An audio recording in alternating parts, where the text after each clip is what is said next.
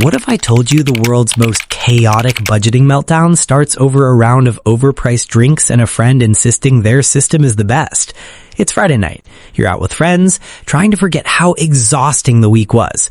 Your boss has spent 2 hours each day yelling and complaining about how unproductive the team was. According to him, we wouldn't survive a single day without his guidance. And then there's Lucy, the coworker who somehow turns every normal day into chaos. Anyway, enough about work. It's the weekend, and finally, you get to chill. One friend brings up the vacation you've all been planning for 2 years, the one that's been living in the group chat but never left the planning stage. We should finally do it this year, they say. Another friend sighs, shaking their head.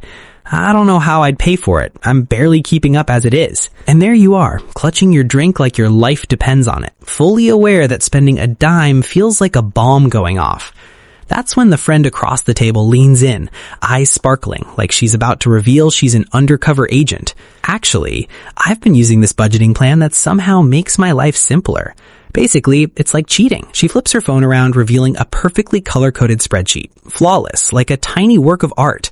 And just like that, you've inherited your friend's perfect budget, like a kid inheriting their sibling's high school fight. Okay.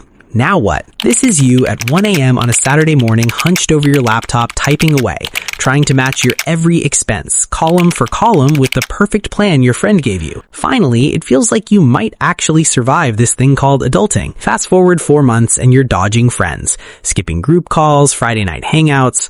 Why? Because the budget isn't working. At all. While the other girls are texting about their smooth wins, here you are, stuck and ashamed to admit that the plan that was supposed to fix everything hasn't fixed a thing. Finally, you come to a conclusion. Maybe budgeting just isn't for me. Wrong. It's not you, it's the plan. Guess what? That perfect spreadsheet you inherited, the one that made your friend's life look flawless, it wasn't designed for you. And no matter how diligently you followed every step, you were bound to fail. So why does a plan that worked for someone else leave you stressed, frustrated, and broke?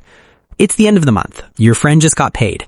She settles the rent on her small apartment, stocks up her fridge, barely spends a dime on gas because she works from home most days, saves a little, and the rest goes to self-care or the occasional treat. You've got student loans, therapy sessions booked for the week, a special diet that empties your wallet, bills, more bills, maybe a child or relative depending on you. When a budgeting plan ignores your priorities and expenses, no amount of discipline can make it work. Because every time you try to follow it, something breaks. The numbers don't line up, the categories feel too small. Meanwhile, your friend follows the exact same plan and everything clicks. The math works, the savings grow, the system feels effortless. Not because she's more disciplined, not because she's smarter with money, but because the plan was built around her life. Budgets only work when they reflect the reality of your expenses, your responsibilities, and the things that matter in your day-to-day life. Ignore that, and the plan will always feel like it's working against you instead of for you. It's Thursday morning, your car won't start, and the budget doesn't have an emergency box. You try to move money from groceries, but the rules say no. Later, your water heater bursts. You need to call a plumber, but the plan punishes you for spending outside the assigned category. Then groceries go over the budget because your special diet isn't cheap. You try to adjust, but every number feels locked in place. The budget that was supposed to make your life easier now feels like a cage.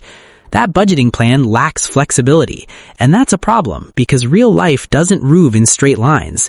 Expenses shift, emergencies show up uninvited, prices change. Sometimes you simply have a bad week and need breathing room. A good budget bends when life bends. It lets you move money around, adjust priorities, and recover when something unexpected happens. At first, some budgeting systems feel satisfying to set up. Everything looks organized with detailed spreadsheets and dozens of categories. But the problem starts when real life enters the picture. The plan becomes too complicated to maintain. Instead of helping you manage money, the system complicates your life. So what actually makes a budgeting system work? First, it has to be realistic for your life, meaning it must be built around your income, your responsibilities, and your priorities, not someone else's.